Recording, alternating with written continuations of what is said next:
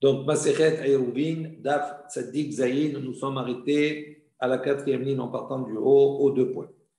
Ve'ashtad etane Habua Dishmoel bar Rav Yitzhak Eluhen Yeshenot Kol sheyesh ba'em ritzuot u'mekusharot Hadashot yesh ba'en ritzuot ve'lo mekusharot Dekule alma lo tarach inish. Donc, ici maintenant, donc on a vu ici dans la Mishnah qu'on avait précisé qu'il y avait une marloquette dans la Kaman Rabban Gamliel sur le fait de ceux qui trouveraient des tefilines, d'accord, en dehors de la ville et que, donc, selon le Tanakama Rabbi Meir, on peut les déplacer zouk, c'est-à-dire paire par paire à l'intérieur de la ville, même à l'intérieur de la maison. Tandis que Rabban Gamliel, il dit on peut les déplacer même par 2 paires. On paie 2 paires à chaque fois sur soi pour les déplacer. Et on avait précisé, à condition qu'on parle ici de tefilines qui sont yeshenot, qui sont anciens, et des tefilines qui sont hadashot, c'est interdit. On a dit quelle différence, c'est quoi, qu'est-ce qu'on appelle yeshenot et hadashot? Ici, donc, nous, on avait parlé jusqu'à maintenant de signifier qu'on parlait de tefilines et de kaméa, c'est-à-dire d'amulettes. Ici, on va voir autre chose. Des années, Avoua d'Ishmoël, donc on a enseigné le père de Shmuel, Bar Rav Yitzhak, le fils de Rav Yitzhak, Eluhen Yeshenot, il dit quelles sont ces tefilines qu'on appelle Yeshenot, anciennes, vieilles. Kol sheyesh ba'em retzuot u'mekusharot. On parle de tefilines qui ont retzuot des lanières, u'mekusharot et qui sont attachées. Donc on voit ici les signes des tefilines, le dalet derrière, le yud pour le bras, etc. Hadashot, yesh ba'em retzuot ve'lo mekusharot. En revanche, quelle est la définition des hadashot?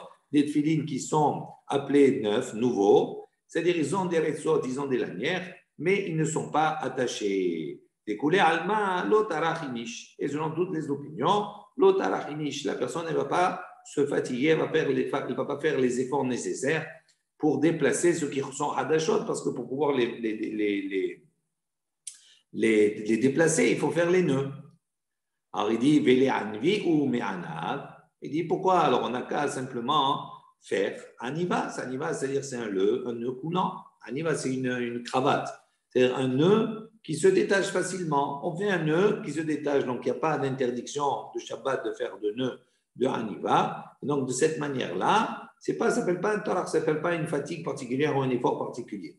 Amar Rafrizda, Zotomer et aniva psulabat filin. Rafrizda, donc il relève de cette remarque-là, il dit cela signifie. Donc, on déduit de là que la haniva peut faire un nœud de haniva, c'est-à-dire un nœud coulant, un nœud qui se détache. Sous la batfiline, c'est quelque chose qui est interdit pour les tfilines.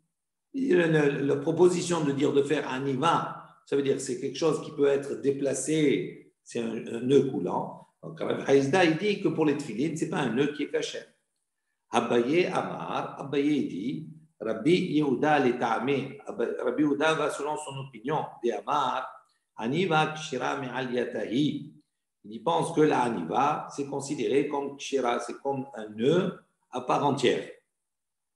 Donc il considère, lui, que la Aniva, qu'un nœud coulant, il le considère que c'est considéré comme un nœud véritable, et donc c'est interdit Shabbat. Ta'ama, de Aniva kshira me'al yatahi. Il dit pour quelle raison, donc, quelle est la raison qu'il donne? Il dit parce que le fait de faire un nœud coulant, c'est considéré comme un nœud à part entière. Halavaki, il dit maintenant, si ce n'est pas comme cela, Aniv Lehu, à ce moment-là, il serait permis de faire un nœud pour les tefilines. S'il considère que faire un nœud de Aniva, c'est un nœud qui est considéré comme un vrai nœud, et donc c'est pour cette raison-là que c'est interdit de les faire pendant Shabbat et donc on ne peut pas les déplacer. Ça sous-entendrait que selon lui, la seule interdiction de cela, c'est le fait que ce soit un vrai nœud. Mais si c'est au niveau des tefilines, à Nivléou, ça sous-entendrait qu'on peut faire un nœud comme cela pour les tefilines. Pourtant, Veha Amar Rabbi Yehuda Bre de Rav Shmuel Bar Shelat. Pourtant, Rabbi Yehuda, le fils de Rav Shmuel, le fils de Shelat, a enseigné la chose suivante, Mishmei de Rav, au nom de Rav. Il dit les nœuds des tefilines, c'est halakha de Moshe depuis le Sinaï. Donc ça dit les nœuds, c'est-à-dire cette forme du dalet, du shin, du yud. Et Rav Nachman a enseigné Venu yehen levar. Et il dit leur noise, c'est-à-dire leur apparence, elle doit être à l'extérieur. Et donc, on voit ici, Rachid dit, Venoyen, Oto Heker Hotiot. Il est bas, la chouche, Shenam, Klapéat Filin, Ben Abatim. Et là, Kenegen Mar'i Aïn, les filles Shene Emar, Ba'en, Deraou, et Koulé.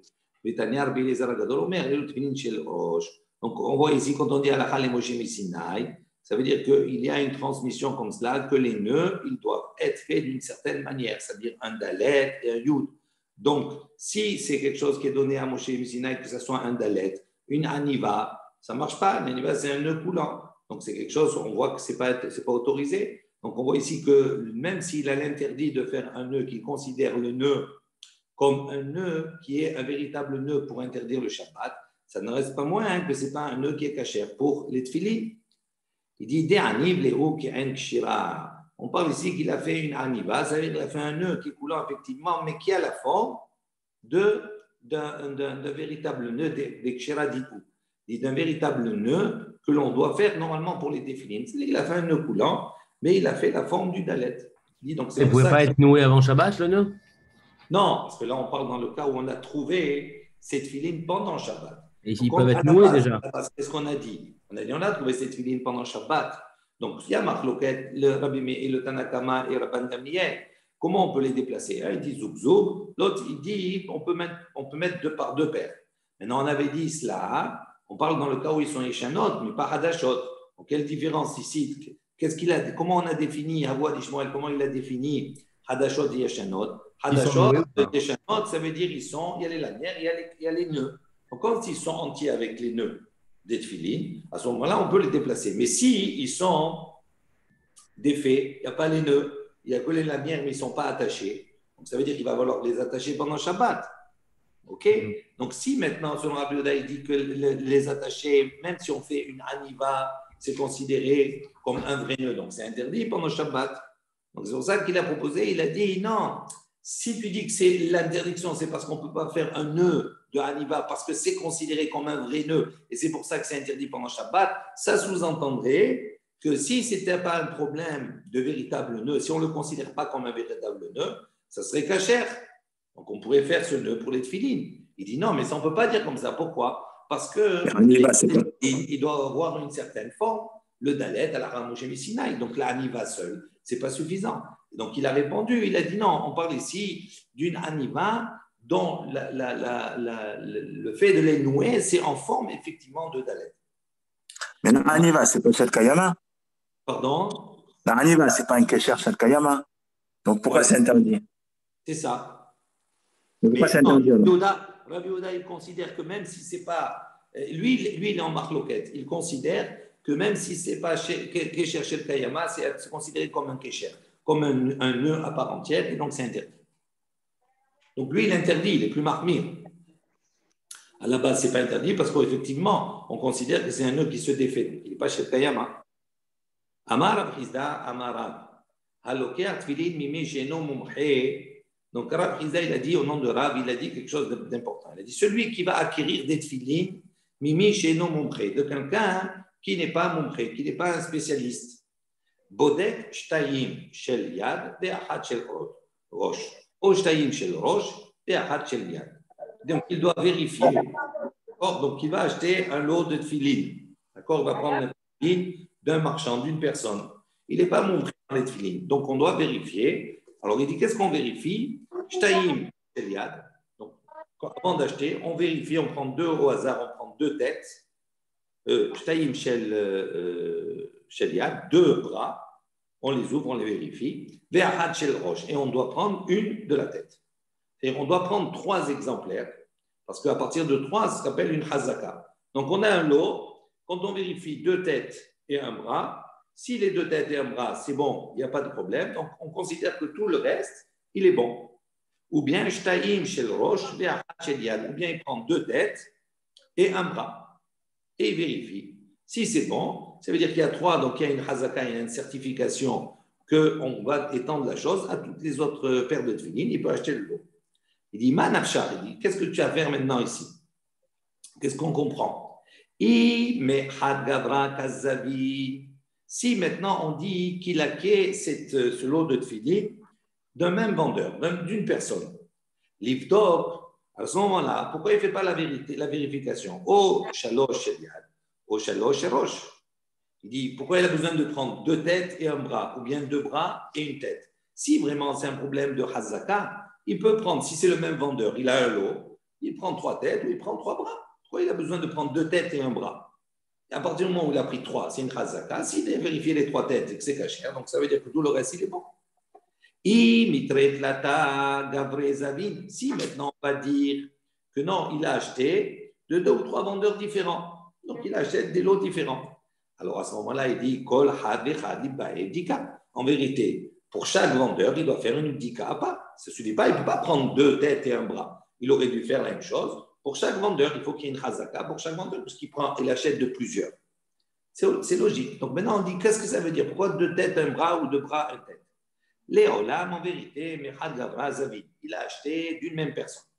Ou Berinan, des mitmahé, Beshel Yad ou Beshel Rosh. Il dit il a besoin à ce moment-là de confirmer que la personne c'est un professionnel, ça veut dire qu'il y a une cacheroute. Il dit Beshel Yad ou Beshel Rosh. Il a besoin de confirmer dans le bras et dans la tête. Comme il a besoin de confirmer dans le bras et dans la tête, donc là ça ne fait que 2, donc il va rajouter soit un bras, soit une tête pour arriver à la Hazaka de 3. Donc c'est pour ça qu'il a ici besoin au moins d'un exemplaire de chaque. Il dit, Eni, vraiment, Vehatane Rabba Bar Shmuel, Batfilin Bodek Shalosh Shel Yad Veshel Rosh, dit Maïlab, O Shlosha Shel Yad, O Shalosh Shel Yad, O Shalosh Shel Rosh. Il dit, vraiment, est-ce qu'on peut dire comme ça? Il dit, voilà, Tane Rabba Bar Shmuel. Rabba Bar Shmuel, il a enseigné. Il a dit Batfilin, pour les tfilin, Bodek Shalosh Shel Yad Veshel Rosh. Mot à mot, il vérifie 3 du bras et de la tête. Il dit, est-ce que quand il enseigne comme cela, Maïlav, est-ce que ça ne veut pas dire au Shalosh Shel Rosh, qu'il doit vérifier au 3 de bras, au 3 tfila de la tête? Il dit, lo Shalosh mehen Shel Yad, mehen Shel Rosh. Il dit, non, il doit vérifier Shalosh 3, mehen Shel Yad, mehen Shel Rosh. Il doit vérifier 3, dont il y a un bras, il y a une tête. Donc, c'est soit 2 bras et une tête, soit 2 têtes et un bras. Donc, ce n'est pas une contradiction. Diviatan et Rav Kahana, il a enseigné. Batfilin, Bodek Shtayim, Shel Yad, Veshel Rosh. Il dit, voilà, Rav Kahana, il a dit, dans les tfilin, on doit vérifier 2 de la main, Veshel Rosh, ou bien de la tête. Donc, ici, on voit que ce qu'on a dit nous précédemment. Quelle est la vérification qu'on doit faire? On doit faire 3 vérifications. Parce que la Hazaka, c'est sur 3. Donc, on voit ici que Rav Kahana, lui, il dit, on n'a pas besoin de 3. Avec 2, ça suffit. Ça s'appelle une Hazaka également. Il dit, Hamani, qui est l'auteur, selon quelle opinion il suit? Rabbi, ça c'est l'opinion de Rabbi. De Amar, car Rabbi l'a enseigné, Bitre Zimne avec Hazaka. Il dit 2 fois une chose, 2 vérifications. Ça s'appelle déjà pour lui une Hazaka, une confirmation.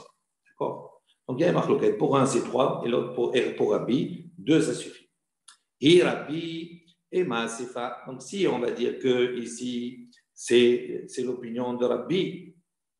Donc, quand Rabbi a enseigné Rav Kahana, il a dit Batfilin Bogek Shtaim Shel Yad Veshel Rosh. On a dit là-bas, c'est Rabbi. Donc, il doit vérifier 2 fois. Il dit si on dit comme cela. Et Maasefa, maintenant, on va prendre la fin de cette baraïka. C'est marqué quoi? Vechen bitvat hasheni, vechen bitvat hashlishi. Donc, la suite, c'est quoi? Et tu dois faire la même chose avec le lot numéro 2 et avec le lot numéro 3. Il dit Ve'i Rabbi. Shlishi mi itle. Et si c'était l'opinion de Rabbi, est-ce qu'il a besoin de vérifier le lot numéro? Tu fais la même chose pour le lot numéro 3? Non. Tu fais la même chose pour le premier lot. Tu vérifies 2. Donc, la Hazaka du premier lot allié. Tu fais la même chose pour le lot numéro 2. La Hazaka sur le numéro 2 allié. Maintenant, à partir du moment où il y a 2 lots sur 3 qui ont été vérifiés, donc il y a une Hazaka pour Rabbi. Et donc, s'il y a une Hazaka, je n'aurai pas besoin de vérifier le 3e. Alors, comment on peut expliquer cela? Qu'on vérifie également le 3e lot. Il dit Modé Rabbi Bitzvatim Demitre Tlata Gavre Zavin.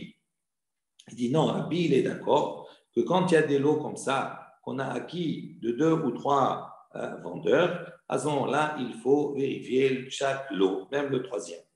Alors, il dit Yahi, si c'est comme cela, Philo Rebi Inami, Il dit pourquoi il s'est arrêté au troisième? Donc il doit vérifier également le quatrième, le cinquième, etc. à chaque fois. Il dit va filou hamisha hamishi nami. Donc va filou hamishi, pardon. Il doit vérifier le quatrième, il doit vérifier le cinquième. Pourquoi il dit tu vérifies jusqu'au 3? Il dit nami. Il a dit inachi nami. Effectivement, tu as raison. Rabbi doit vérifier le quatrième, le cinquième. Mais pourquoi il a enseigné spécifiquement le troisième lot? Les afouké, meheske. Il dit en vérité, il a enseigné comme ça, il a dit, on doit vérifier dans le lot, même le deuxième, même le troisième. Il dit alors, mais le quatrième et le cinquième, non. Il dit oui, même le quatrième, même le cinquième. Alors pourquoi il s'est arrêté au troisième? Il dit justement pour exclure un sahazaka, c'est-à-dire pour montrer que la hazaka de Rabbi, d'une manière générale, elle est sur 2. Il dit, mais quand il s'agit de plusieurs lots, à ce moment-là, la hazaka de Rabbi, elle ne s'arrête pas à 2. Et donc, comment on a pu apprendre cela? Que Rabbi, dans un cas où il y a des lots, il ne tient pas la hazaka sur 2, c'est parce qu'il a entraîné Shlishi. Mais en vérité, même Rebi'i, même Hamishi, il doit véritablement vérifier parce qu'il a acheté des lots de plusieurs personnes. Et donc, comme c'est des marchands différents de plusieurs personnes, il vérifie chaque lot. On continue. Metza'an, Tzvatim, Okrichot, Vechoulé. Donc, on avait dit dans la Mishnah, si on a trouvé cette filine, Tzvatim ou Krichot. Donc, on va voir quelle est la définition de Tzvatim et de Krichot. Ça veut dire qu'ils sont attachés. Il y en a beaucoup, ils sont mélangés. Et donc, on a dit, si on avait trouvé comme ça Tzvatim ou Krichot, on doit attendre jusqu'à la nuit. On n'a pas le droit de les prendre. On doit attendre jusqu'à la nuit, après on les fait rentrer. Dit, Maï Tzvatim ou Maï Krichot. Qu'est-ce qu'on appelle Tzvatim et qu'est-ce qu'on appelle Krichot? Amar Rabbi Yehuda Amarav, hen Tzvatim, hen Krichot. Ils disent la même chose. En vérité, Tzvatim Krichot, c'est la même chose, c'est le même esprit. Ça veut dire que c'est des paires de tefillin qui sont mélangées. Maintenant, la nuance entre les deux, Tzvatim, Zavé. Donc, Tzvatim, ils sont attachés, dit Rashi, Shel Rosh ve Shel Yad Kshurin Yahad. Vechen Harbe Kishre Zug Betsevet Ahad. Il y a dit un lot comme cela où les paires de tefillin, ils sont attachés la tête avec le bras ensemble. Sont attachés tous les deux, d'accord? Donc c'est ça que ça veut dire Tzvatim. Et Krichot dit Krichan, Touba. Krichot dit non, il n'y a pas d'ordre comme ça, il n'y a pas la tête attachée avec le bras. Ils sont attachés, ils sont tous mélangés comme ça. Rachid a dit Ki hadade ve'en bet bet kshurim. Ils sont tous ensemble, il n'y a pas comme ça 2 par 2, ils ne sont pas attachés 2 par 2. Ensuite, on a dit, donc on a défini maintenant qu'est-ce que c'est Tzvatim, qu'est-ce que c'est Krichot. On a dit maintenant, s'ils ne sont pas détachés, on ne les voit pas, ils sont attachés comme ça par paire, ou ils sont mélangés tous ensemble, marchir alehem ou mevihan. À ce moment-là, on attend la nuit avec eux, et après on les apporte. Ve'amai, les ainin ou zouk zouk. Il dit, pourquoi on a besoin d'attendre la nuit? On n'a qu'à les mettre paire par paire. On met paire par paire, d'accord, et on rentre. Pourquoi là, dans ce cas-là, on nous dit non, tu ne peux pas mettre par paire, tu ne peux pas rentrer? On met une paire de tefillin, on les désage, on met une paire de tefillin, on rentre et on revient, on fait plusieurs fois le chemin. Amar Rabbi Yitzhak bre de Rabbi Yehuda. Donc Rabbi Yitzhak, le fils de Rabbi Yehuda, il a dit, Mifar Shali, mine de Abba. Donc Abba, mon père m'a expliqué, Kol she'ilu machnisan zug zug, vechalot kodem shkiyat hachama, machnisan zug zug. Ve'ila, marchilanehen ou mevi'an. Il lui a expliqué, il lui a dit non. Il lui a dit ça dépend. D'ici maintenant, tu as le temps de les rentrer dans la ville paire par paire avant que le coucher du soleil ne tombe, avant la sortie du Shabbat. À ce moment-là, effectivement, tu peux les mettre et tu les fais rentrer.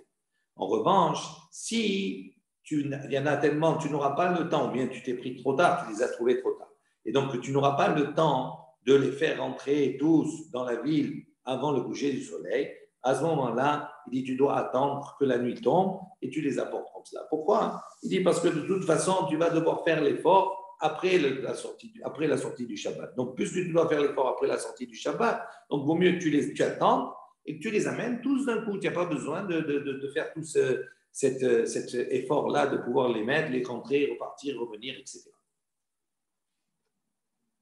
Ok. Donc, nous, on a la conclusion de la Mishnah, ça veut dire qu'on attend jusqu'à la nuit avant de les rentrer. C'est uniquement dans le cas où on n'aura pas le temps de finir de les rentrer avant la nuit. Si on attend de les finir avant la nuit, on peut les faire. Ensuite, on a dit, Uba Sakana, Mechassan be'oler. Il dit maintenant, si on est dans un moment de sakana, de danger, on les recouvre et on va. Et après Shabbat, on revient les chercher. On n'attend pas à côté, pas comme on a dit précédemment. On y va. Ve'atania, et on a une baraita qui enseigne. Uba sakana, moliran, pachot, me'arba amot. Donc il y a une baraita qui dit quand on est besakana, on doit les déplacer 4 amot. Il les prend, il marche de pas, il s'arrête, il marche de 4 amot, il s'arrête, il marche de 4 amot, il s'arrête. Donc on voit qu'on n'a pas dit là-bas, on les couvre et on. Non. Amara, la kasha, il dit non, il n'y a pas de question en vérité. Ha besakanat nochri, ha besakanat listim. Il dit ça dépend quel est l'objet du danger. Si le danger c'est nochri, ça veut dire c'est un danger des non-juifs, des Avodazara, des Kilinim, il dit à ce moment-là c'est une attitude. Si c'est le danger, il vient des listim, c'est-à-dire des brigands, des voleurs, ça c'est une autre attitude.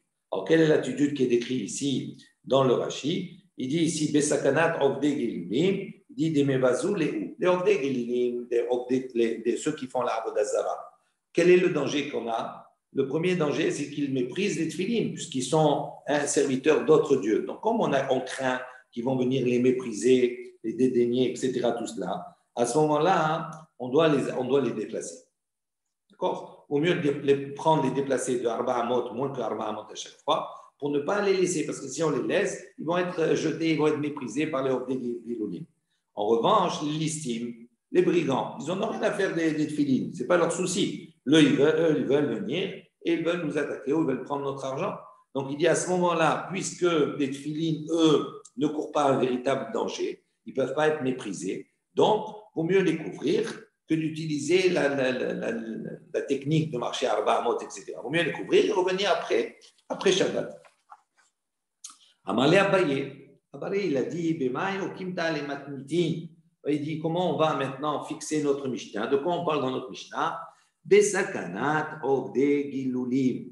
Il dit, on parle de la sakana des idolâtres. Alors ici, la sakana qui est exprimée ici, il y a un nom Rashi où il y a 2 versions. On va prendre la dernière version de Rashi qui dit ici, parce que sakanat ovde gilulim, on a dit normalement, on les recouvre et on vient après.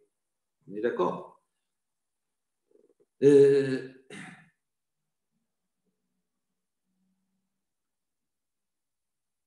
Donc, on a dit notre Mishnah, elle parle de sakanot de gilulim. Et ma sefa, donc, j'explique. Il dit ici la sakana des gilulim, il y a une autre sakana. C'est quoi? C'est qu'on est dans une sakana où il y a une interdiction de faire les mitzvot.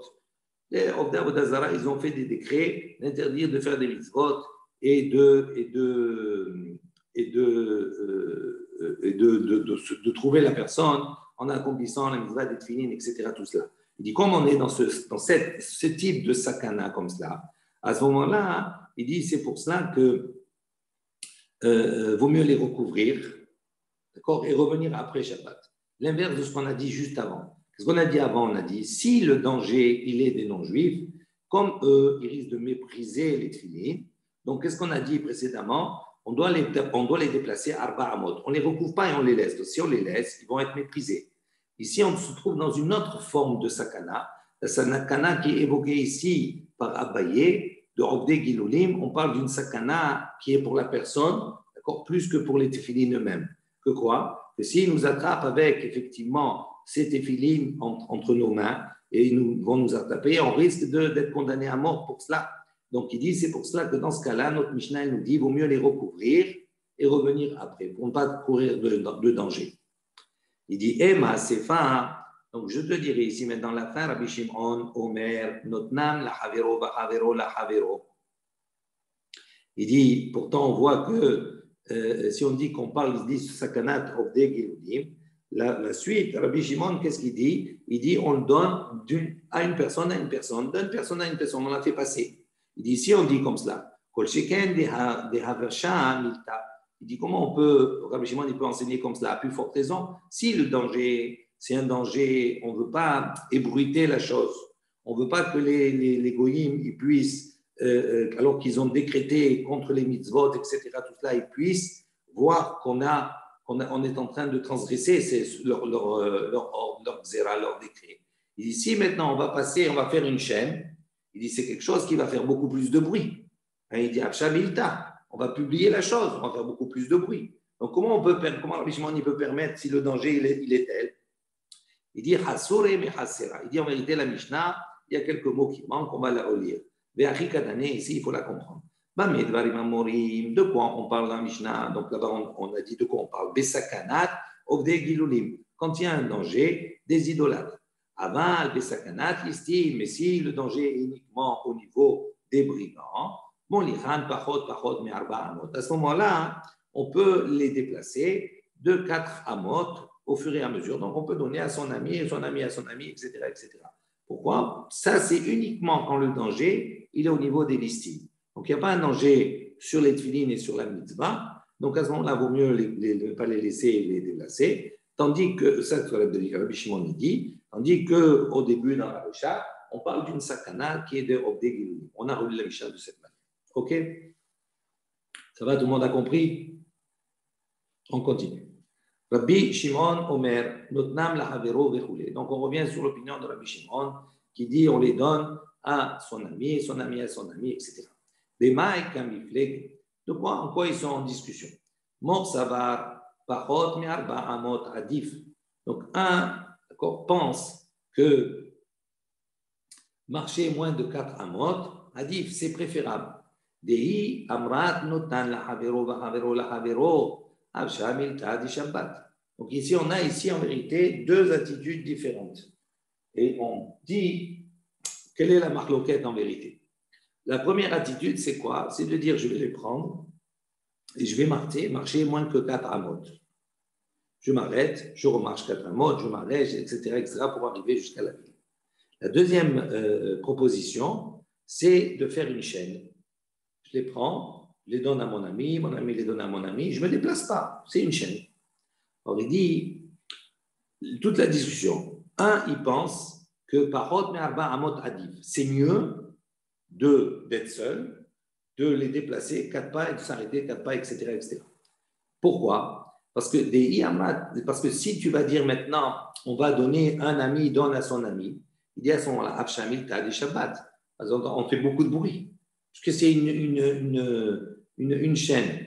Donc, on va beaucoup plus se faire remarquer, d'accord, pendant Shabbat, si on fait une chaîne, que si on porte et qu'on marche moins que 4 pas. Umor Savar, et l'autre, il pense, il n'est pas d'accord. Il dit, Notnan la Havero Adi. C'est préférable de le donner à son ami. Pourquoi? Il dit parce que si maintenant tu vas autoriser, tu vas dire, non, c'est mieux, tu marches 4 pas, tu t'arrêtes, tu marches 4 pas, tu t'arrêtes, etc. Il dit c'est problématique. Pourquoi? Zimnin de la vadate beate lehatuinu arba amod de reshut rabbim. Il dit parce que comme c'est loin, tu vas marquer 4, tu vas t'arrêter, ça peut arriver que tu vas oublier, d'accord? Et que tu peux arriver à ce moment-là à les déplacer arba amod complètement dans le reshut rabbim. C'est logique aussi. Il dit même si effectivement je pourrais m'arrêter avant arba amod, je dois m'arrêter et repartir et m'arrêter et repartir. OK? Pour ne jamais marcher dans le Reshut Rabbim, dans le domaine public, Arba Amot, c'est 2 mètres. Il dit, mais quand c'est loin comme ça et que tu commences à te déplacer, tu es en mouvement, tu peux venir à oublier cela et sans faire exprès, à venir marcher 2 mètres complets. Et donc, si tu as marché 2 mètres complets, à ce moment-là, tu as été offert, tu as transgressé un interdit, donc tu as transporté dans le Reshut Rabbim. Et donc, c'est préférable pour lui, il dit, je préfère qu'on fasse une chaîne, même si ça va faire du bruit, mais ne pas arriver à transgresser un issour, d'accord, dans le Reshut Rabbim. Ils sont obligés de faire une vraie chaîne avec différentes personnes ou bien après il peut repartir et se remettre lui-même à sa place? Peu importe. Peu importe. Ils peuvent être 2 au final, 2 et faire une chaîne tout le long. Oui, mais ça fait rien, c'est quand même, ça fait remarquer. Et tu vas voir dans la rue, une personne marche, après elle donne, au bout d'un moment, qu'est-ce qu'ils pensent là? Ils s'en foutent, quoi. Ouais. D'accord? Donc, même si tu es 2, même si tu es 3, ce n'est pas une attitude qui est normale. Bon, tandis que si tu marches, tu t'arrêtes, bon, ça aussi, c'est un peu bizarre. Aussi, c'est pas trop. Non, mais il est seul, il est moins visible. Il est seul. On va le prendre pour un fou, ça va, d'accord, mais il est seul. OK? On avait dit dans la Mishnah, Beno, il dit la même chose pour son fils. Les Beno, Atam. Il dit, qu'est-ce que son fils il fait là-bas dans les champs? S'il est tout seul, un bébé là-bas, qu'est-ce qu'il fait dans les champs tout seul? Bébé Ménaché, dans la yeshiva de Ménaché, Tana, on a enseigné, on parle dans un cas où sa mère elle a accouché de ce bébé dans les champs. On dit, il dit, qu'est-ce que ça veut dire même s'ils sont 100? Dans la Mishnah, on a dit, et la même chose pour ce bébé. Il peut être donné à un. Il dit, même s'ils sont 100. Et pourquoi on a besoin de préciser même s'ils sont 100? Il dit, même si effectivement, c'est dur, un bébé en vérité, il a besoin, d'accord, qu'on le tienne, il a besoin d'un certain confort. Donc il dit, une fois qu'il est porté, hein, c'est préférable que de passer de main en main. Donc il dit, même si effectivement c'est difficile de passer de main en main, c'est pas très agréable, on va dire, c'est pas confortable pour le bébé, malgré cela, Adifa, c'est préférable que de déplacer, de mettre, s'arrêter, de repartir, etc., etc. C'est pour ça qu'il a dit Admea jusqu'à 100. Ça veut dire même si effectivement il va y avoir beaucoup de prises, beaucoup de personnes, et que ça ne va être pas très confortable, ça ne va pas être du confortable du tout pour le bébé, malgré ça, c'est quand même mieux, Adif, que de se déplacer avec Arba Amot avec le bébé. Rabbi Yehuda Omer, Noten Adam Havit. Donc le troisième cas, on a dit, Rabbi Yehuda, il a dit, un homme, il peut même donner Havit, son tonneau, d'accord, et le faire passer. Et rappelez-vous ce qu'on avait dit dans la Mishnah, c'est important de reprendre cette Mishnah.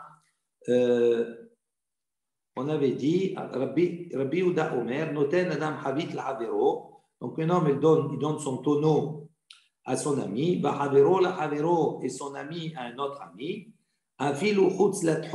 C'est-à-dire que même si ce tonneau-là, il va sortir du troum de son propriétaire. D'accord? Ça, c'est surprenant. Le tonneau, il appartient à quelqu'un. Donc, cette personne-là, elle va le passer. Ils en ont besoin pour une fête ou autre chose.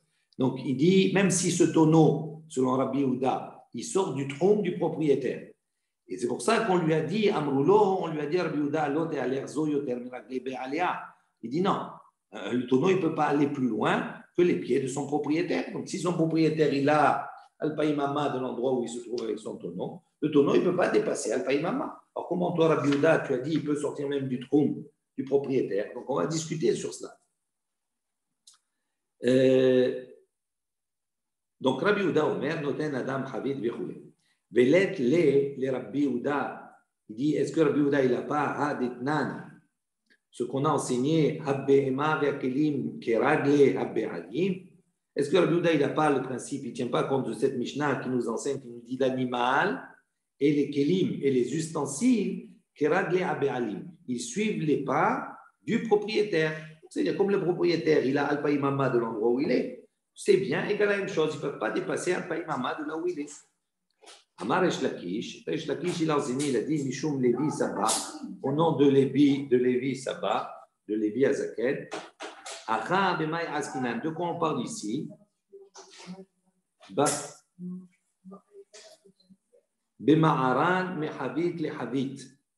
Donc on parle ici de quoi? En vérité, ce n'est pas le tonneau qui va sortir du troum, qui se déplace.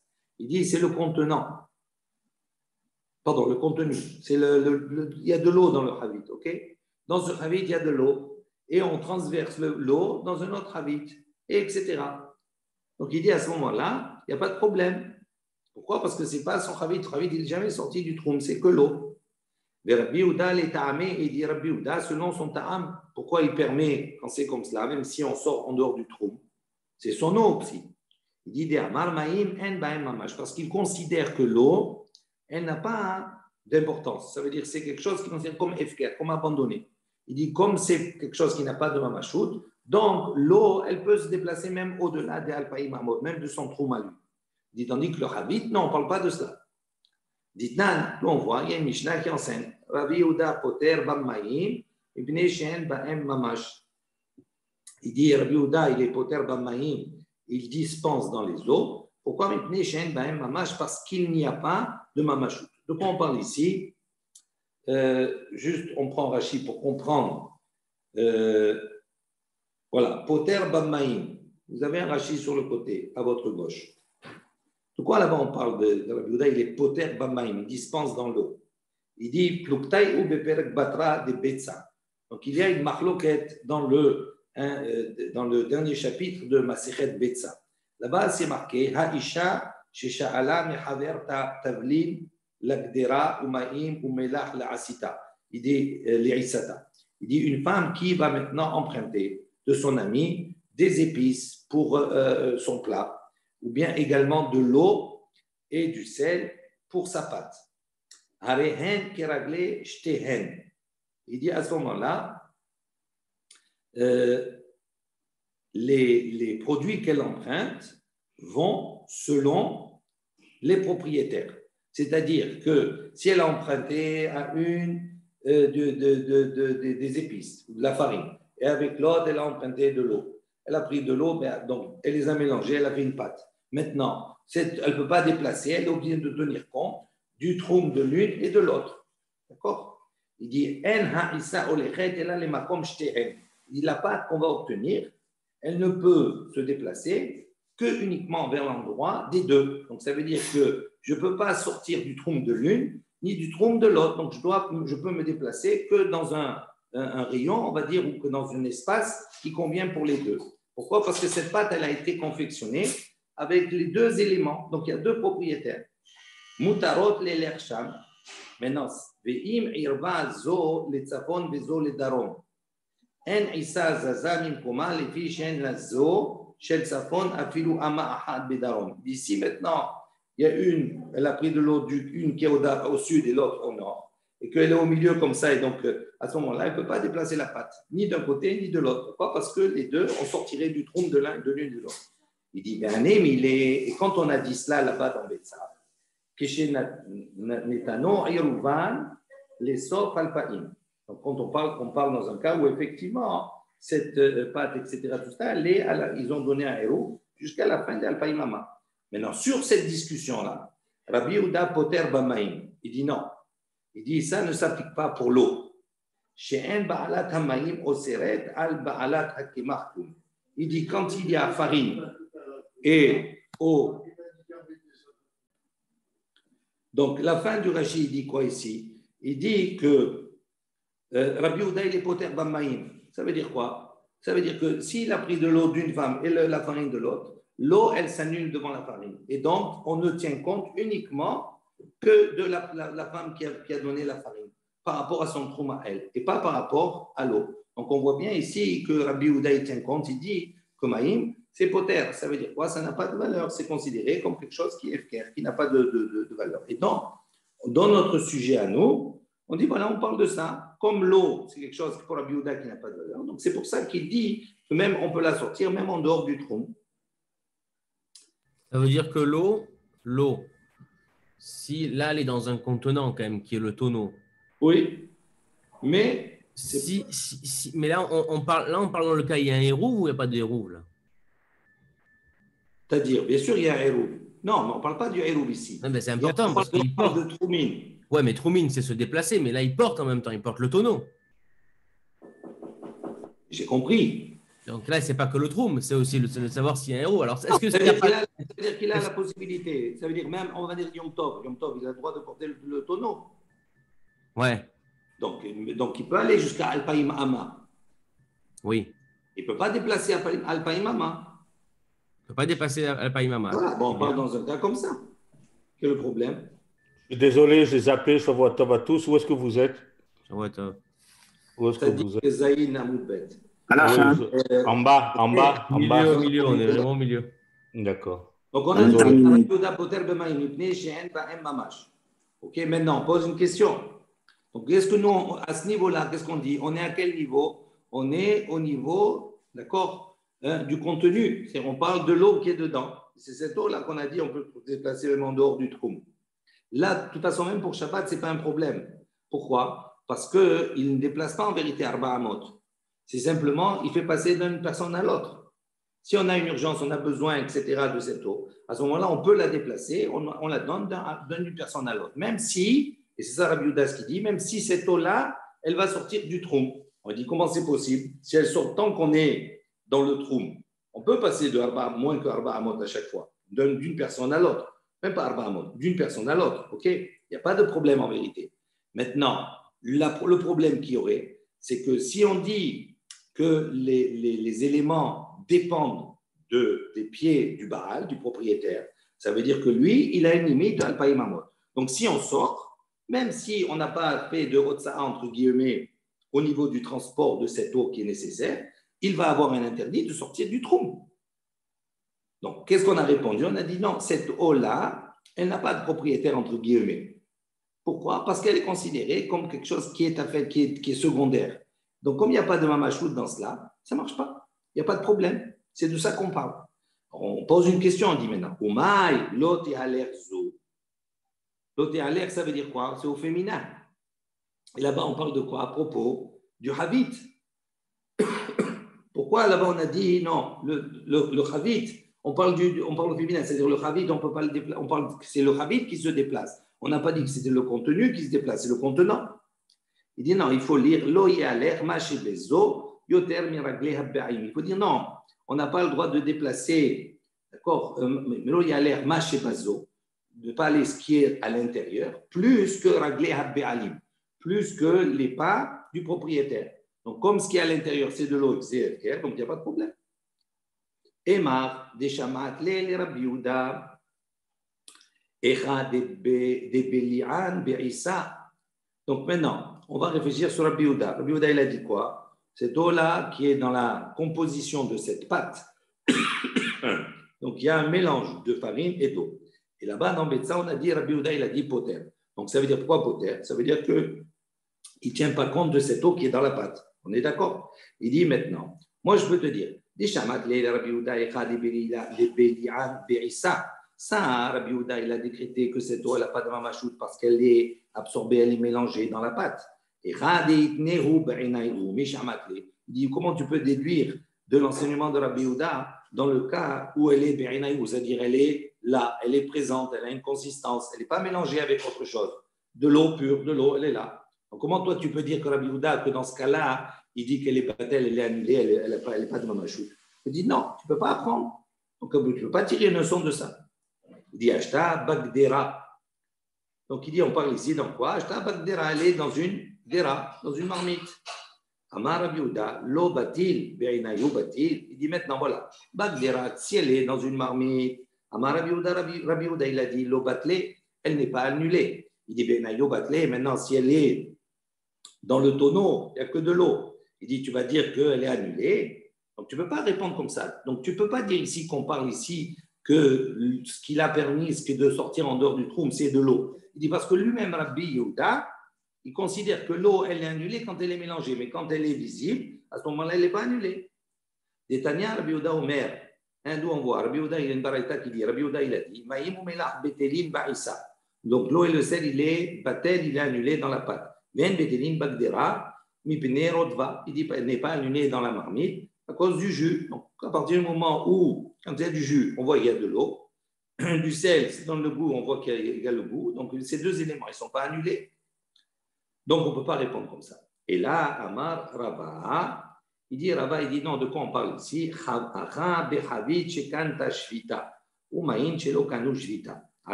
dit, on parle ici d'un cas où le Havit kanta shvita, c'est-à-dire le Havit, il a acquis shvita, c'est-à-dire à l'endroit où il était, donc il peut se déplacer, on peut le déplacer à l'Alpaï Mahmad, l'endroit où on était.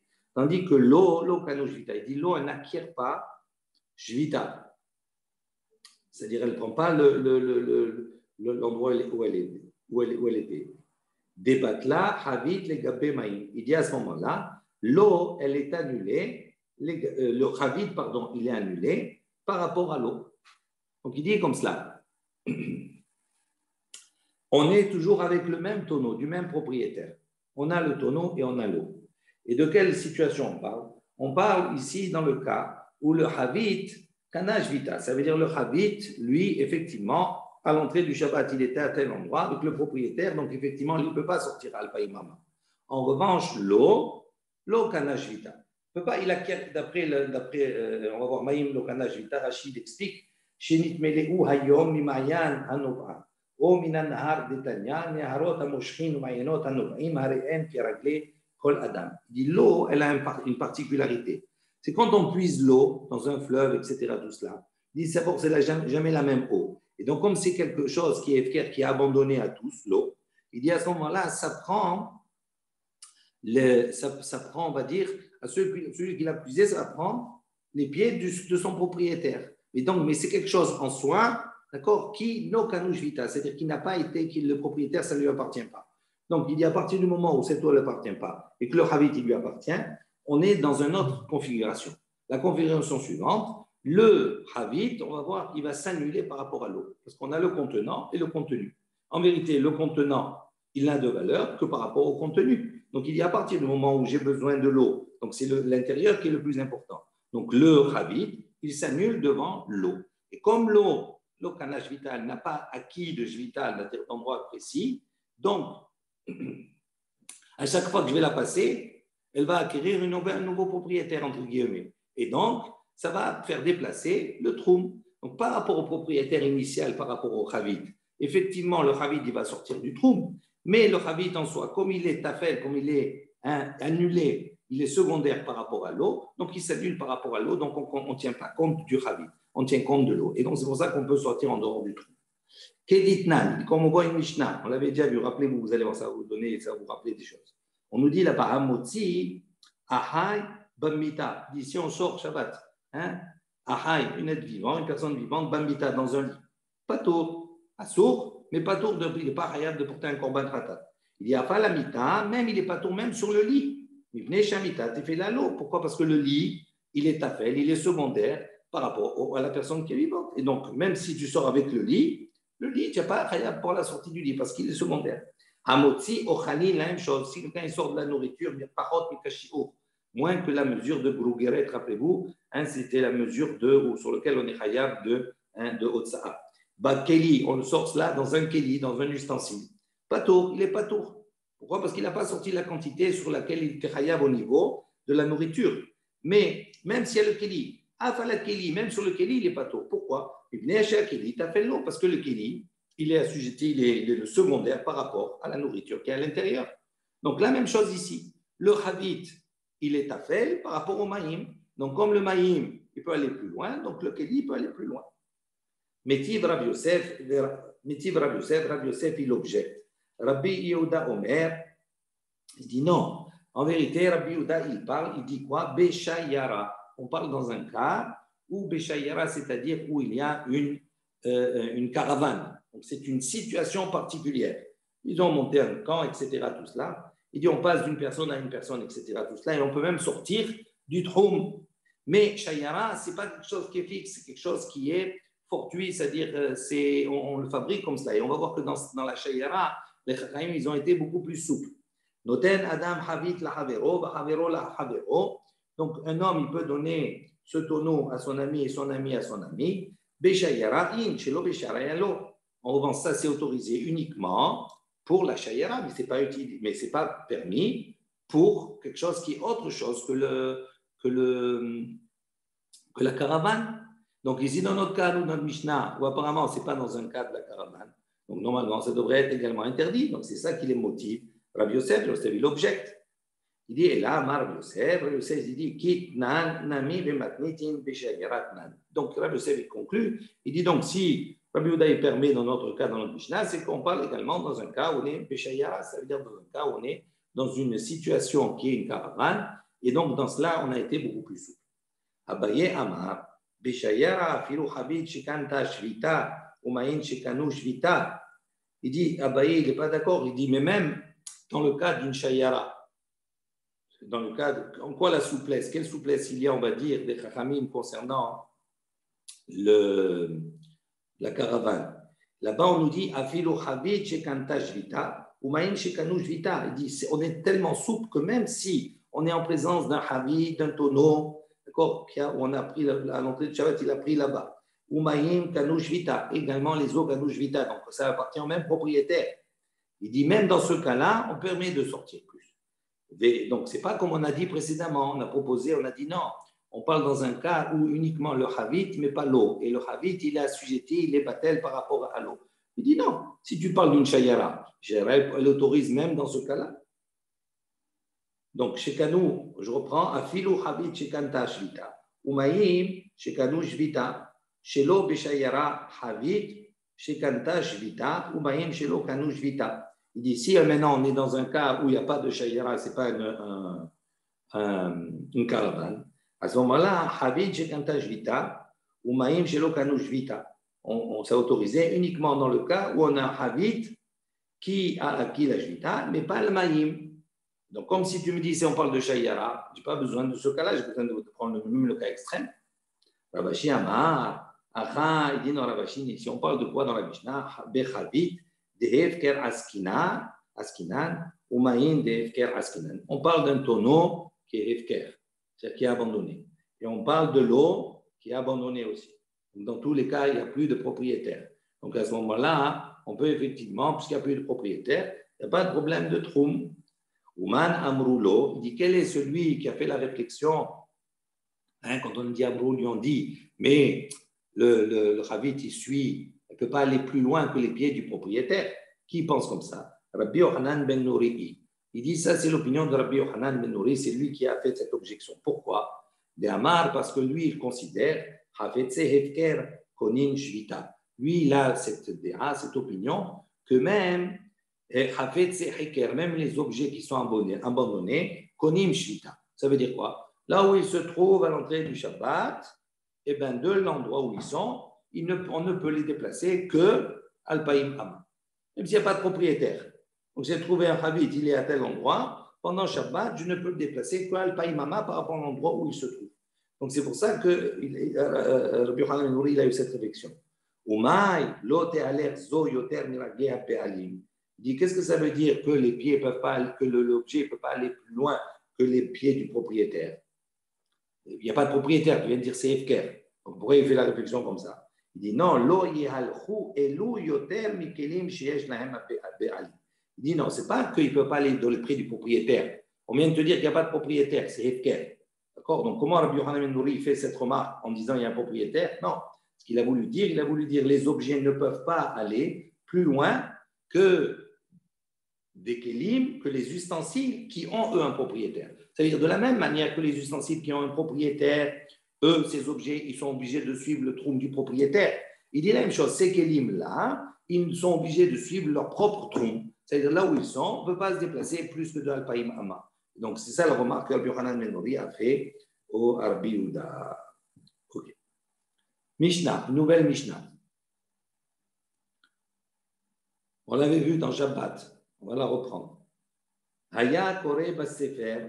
Donc, si la personne est en train de lire un sefer, un livre, à l'époque, tous les livres qui fait Kodesh étaient écrits comme sur des mégilotes, sur des rouleaux. Donc, Haya Kore Basefer ala Iskupa. Iskupa, c'est le marchepied, d'accord? C'est le marchepied qui se trouve devant la porte d'entrée. Et devant, sur le seuil, il est assis, il est en train de lire. Maintenant, Venit Galgel à Sefer Miyado.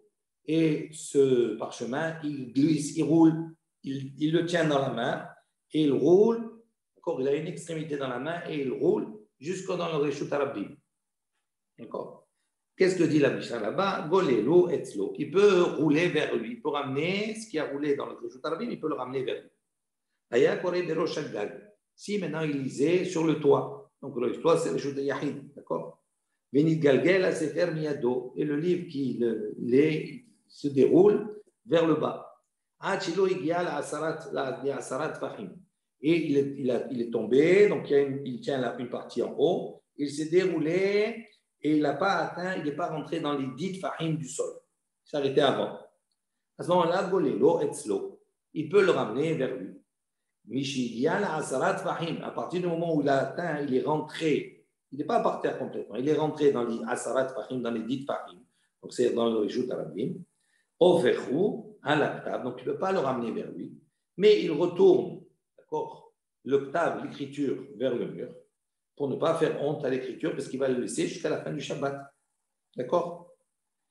Rabbi Yehuda Omer, Rabbi Yehuda dit, Avilu en mesulak minakarka, ela kimlo mahat, golelo etzlo. Rabbi Yehuda, il n'est pas d'accord. Il dit, même si il est au-dessus de la terre, du sol, que Melo Mahat, que la grosseur d'un cheveu ou bien un Mahat ici d'une aiguille. Donc ça veut dire qu'il ne touche pas le sol, mais il est vraiment arrivé presque à toucher. Malgré tout ça, même s'il est en deçà des 10 Fahim, Golelo Etzlo, il peut le ramener vers lui.